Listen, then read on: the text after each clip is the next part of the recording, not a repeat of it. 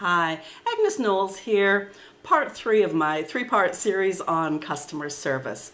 This series has resulted from a recent visit to the hair salon to get my hair cut, and I left disappointed, surprised, I guess, at the general customer service that I was observing and that I received while I was at the hair salon.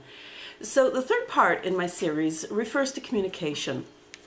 And if you are dealing one-on-one with customers or just face-to-face with customers, you need to be able to communicate with them.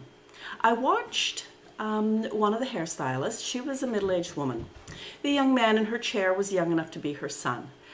And perhaps she did not have children. Perhaps she really didn't know what to say to him. But when you're dealing with customers, have some sort of inventory of non-committal subjects. He was a young man, probably in his teens. She could have asked him about summer holidays. Are you looking forward to going back to school? What have you been doing all summer? Do you like the heat? We're in the middle of a heat wave here right now. But there was absolutely nothing forthcoming from her.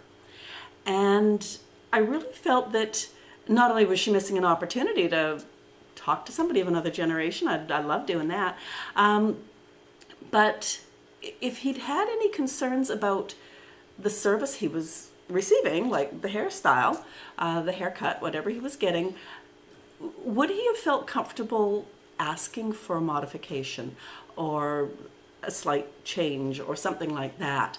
When she has closed herself down to communication, she's not only doing herself a disservice, she's doing her client a disservice. And I really want you to think about that if you deal FaceTime with your clients. If you can't think of things to engage them with, if they appear to have nothing in common with you, pull some inane subject out of the air. You don't want to go with politics, you don't want to go with religion. But the weather is always a place. Somebody's always got something to say about the weather. Where are you from? People will usually give you some sort of a response there. It's not that difficult, and sometimes you just need to practice. Maybe you need a little list, a cheat sheet of things that you can say to people. And after a while, it will become second nature to be able to engage people. So I want you to think about your customer service. Over these 3 videos, we've discussed making sure that A, your client has a name, and that B, you learn something about them. You don't just gush your life story at your client. The second video, we discussed how do you look when you're providing your service.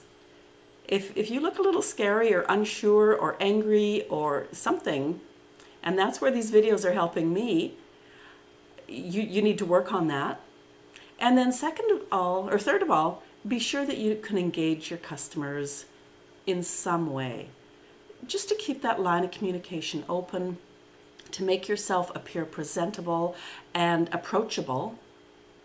And it's not that difficult. It takes time, it takes effort, but it will reap rewards for you multifold.